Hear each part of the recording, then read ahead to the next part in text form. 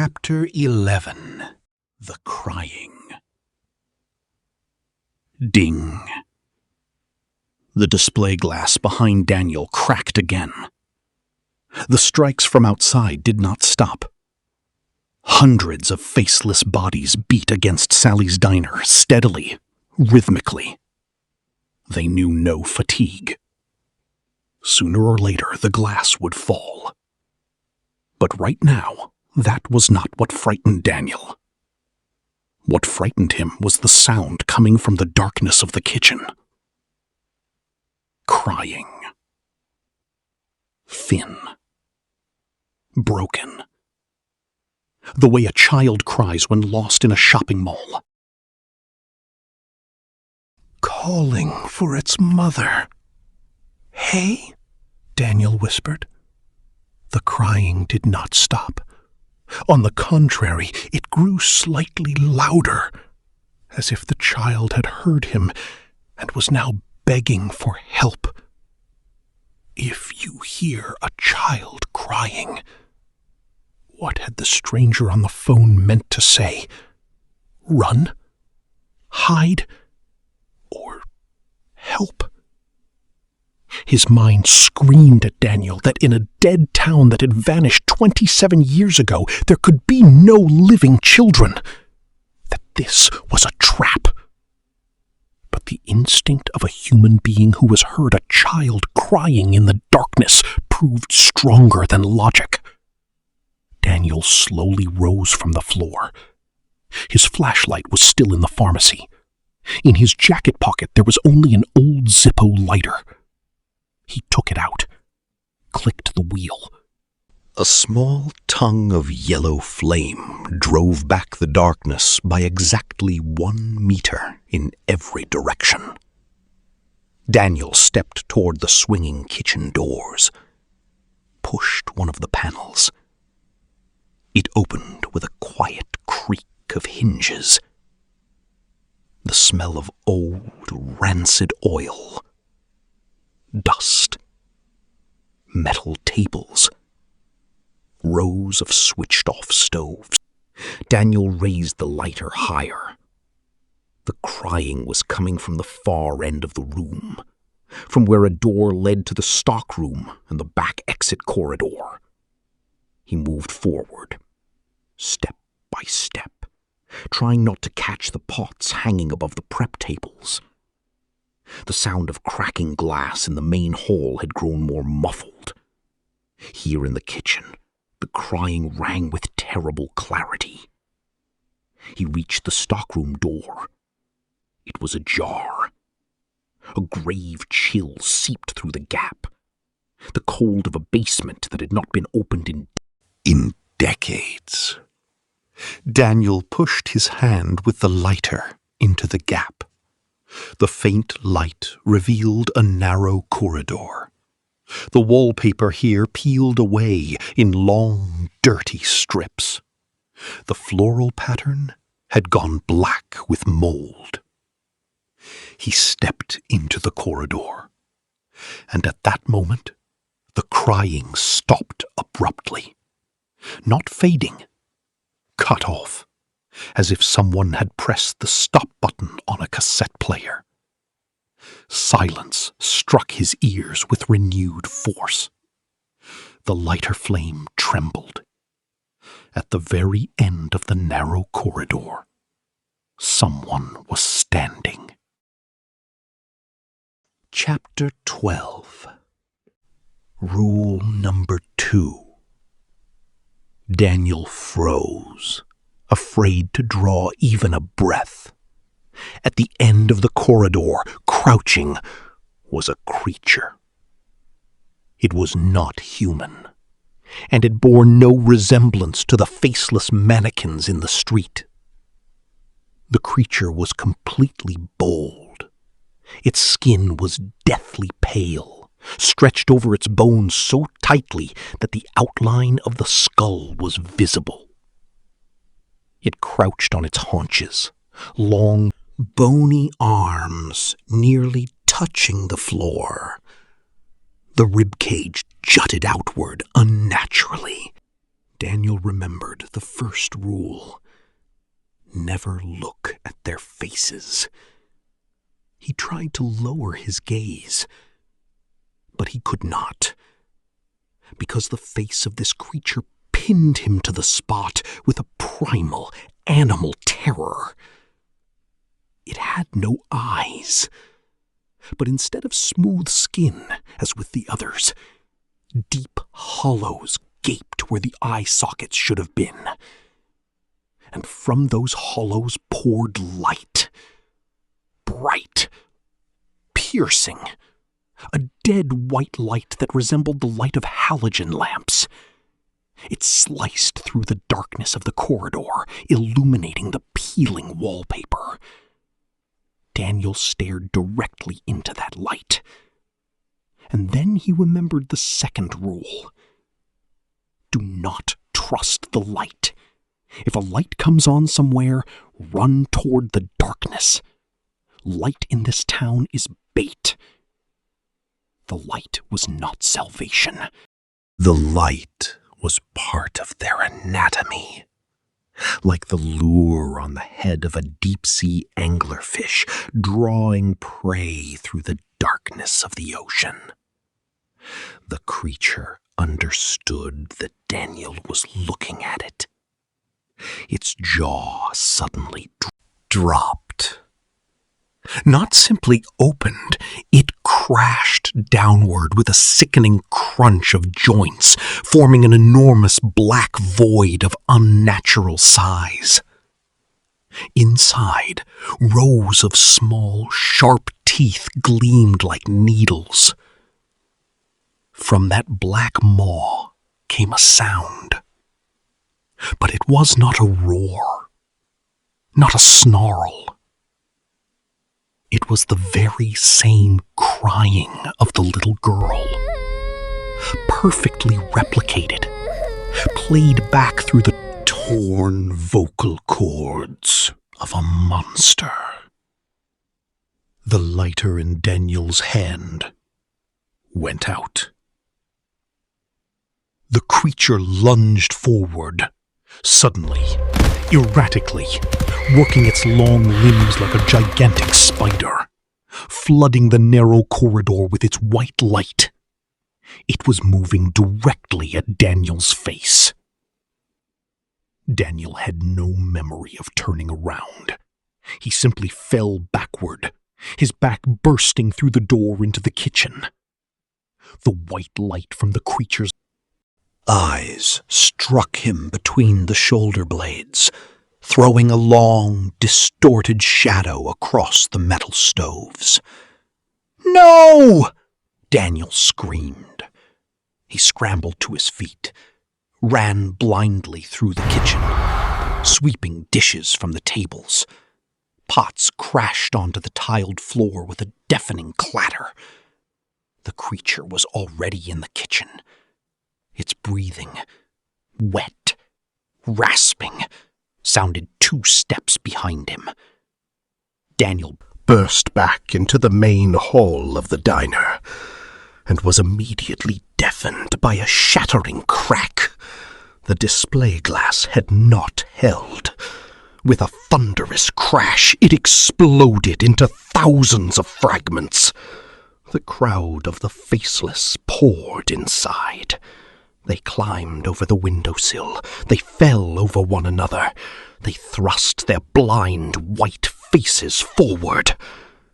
Daniel was trapped. Ahead, hundreds of faceless residents flooding the diner. Behind, the pale creature with searchlights for eyes and a mouth that screamed in a child's voice. It was over. There was nowhere left to run. Chapter 13. The third rule. Time slowed. Daniel stood in the middle of the hall. The faceless figures on his left were already reaching for him. The pale monster on his right was already coiling to spring, flooding the room with its dead light. And in this one stretched second, Daniel understood what the ending of the third rule had been. If you hear a child crying, it means the hunter has found you. The white-eyed monster was not a resident. It was something like a guard dog, a tracker. The creature leaped. Daniel instinctively dropped to the floor, covering his head with his hands. He expected to be torn apart, expected sharp teeth to sink into his flesh. But the impact never came. Instead, above him came a revolting wet crunch. Then, a shriek. But it was not Daniel who was shrieking. It was the faceless ones. Daniel opened his eyes a fraction. The pale monster, having vaulted clear over him, had plowed directly into the crowd of faceless residents. Its jaw snapped shut on the neck of the mannequin in the work overalls. The white light from its eye sockets blinded the surrounding figures, forcing them to fall back, covering their blank faces with their hands. They were afraid of it. The monster tore the faceless figure apart, producing sounds like radio interference. The rest of the crowd retreated in panic toward the shattered display window. The predator had attacked the herd. Daniel understood this was his only chance. While the creature was occupied, he crawled along the floor, under the tables, through broken glass and overturned chairs. The glass cut his palms, but the adrenaline drowned the pain. He reached the edge of the counter. Beside it was a small door marked "Staff Only," alley access. Daniel rose to a crouch, pressed the handle. It gave. He slipped through the door and pulled it shut behind him, found the bolt and drove it home with force. He was outside, but not on the main street. This was the narrow, dark alley behind the diner. It smelled of damp and rotting garbage. No street lamp light reached here, only an impenetrable blackness. Daniel leaned against the cold brick wall and slowly slid down it. His chest heaved. His hands were bloody from the cuts. Behind the door, on the kitchen side, came crashing, snarling, and the sound of ripping fabric. The hunter was still feasting. Daniel closed his eyes. He needed to calm down. He needed to remember the layout of the town. Suddenly, something vibrated in his pocket. He flinched, took out the object. It was his mobile phone. But there was no signal here. The network showed 0 bars. There were no towers anywhere in this forest. Nevertheless, the screen was lit. A single new message was blinking on it. Daniel pressed open. The sender's number was hidden. The text consisted of a single sentence. "You let him in, Daniel." Daniel stared at the screen.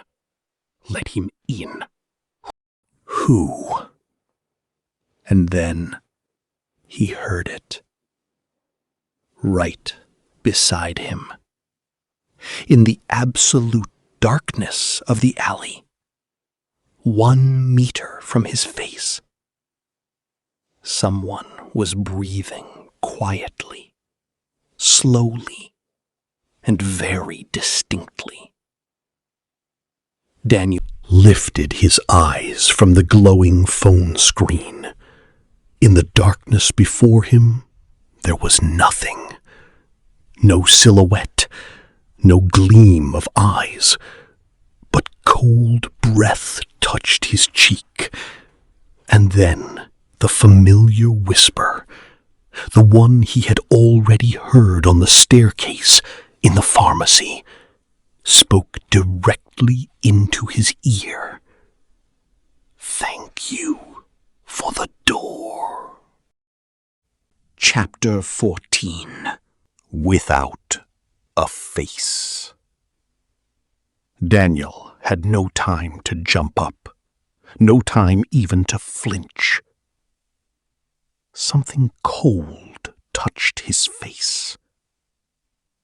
Not hands, not fingers, simply cold, as if someone had pressed a palm-sized piece of ice against his cheek.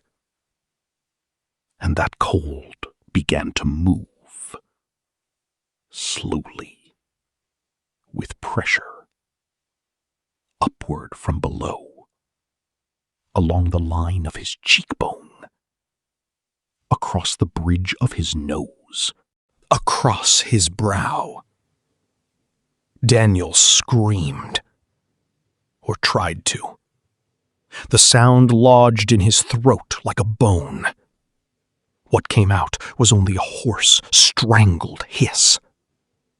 He tried to push away whatever was in front of him. His hands passed through the darkness. Nothing. Only air. Only cold. But the cold did not leave. It wrapped around his face from both sides, like a mask, like the plaster cast they press against a living person's face. Daniel felt pressure, even, from every direction at once. He threw his head sideways, smashed the back of his skull into the brick wall. Pain detonated at the base of his skull.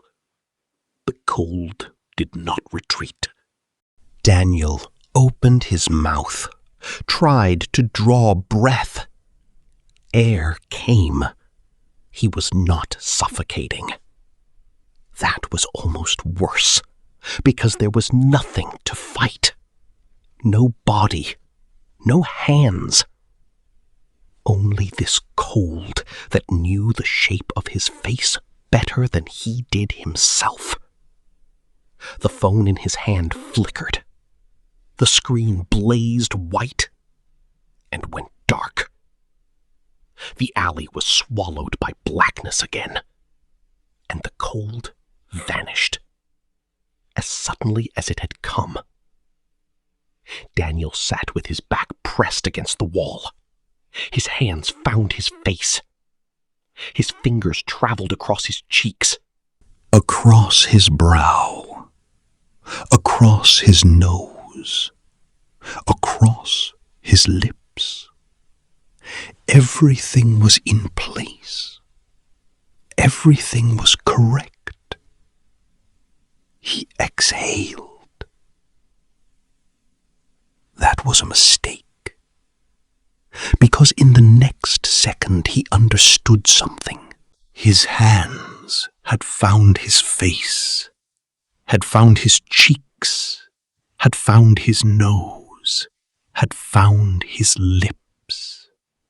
But when his fingers reached his eyes, they found only smooth, warm skin.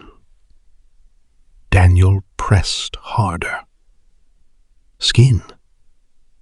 Level. No hollows. No lashes. No lids. He pressed harder still. Nothing. He tried to blink, but there was nothing to blink with. Daniel opened his mouth. A soundless scream tore through him from the inside. He could not cry out, because his lips no longer parted. He found them with his fingers. They were there. The raised outline. Upper lip. Lower lip. But they were sealed.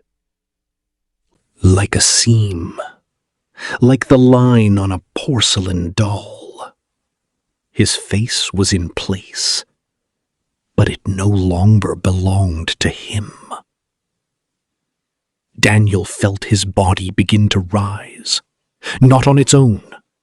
Something was lifting him, something that could not be seen, that could not be heard, that simply was.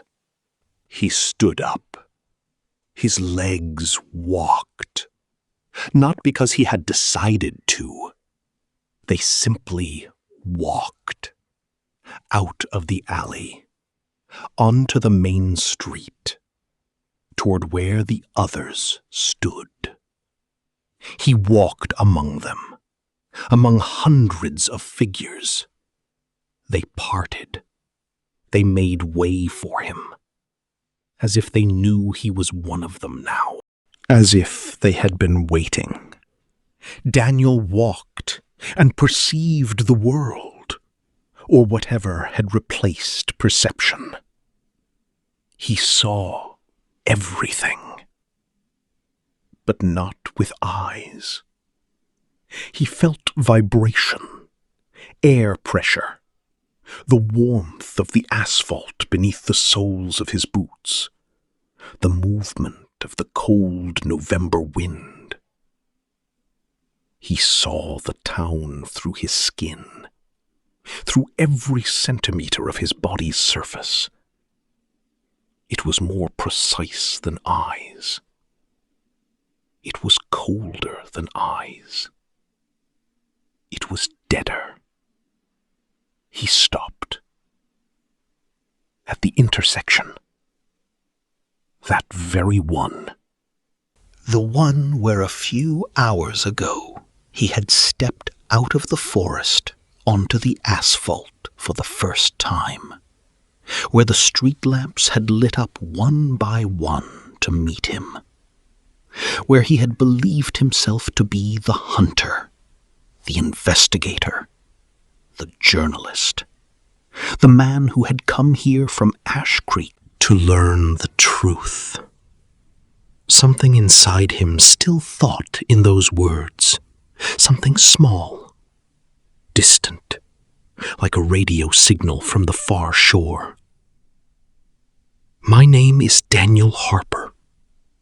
I am 36 years old. I came here from Ash Creek. I have a house there. I have a recorder in my backpack. I remember. He remembered. For now. Because beside him, a small figure had stopped. Hip height. In a red coat. Without a face. She took his hand with her small hand, a child's fingers, cold. She led him forward, toward the forest, where all the others looked, and Daniel walked, because his legs walked, and because somewhere in the darkest part of what remained of him, he understood. She had sent the photograph. She had written the words on the back. They are still there. She had been waiting for him, not so that he would save her, so that he would come, simply come, so that there would be one more.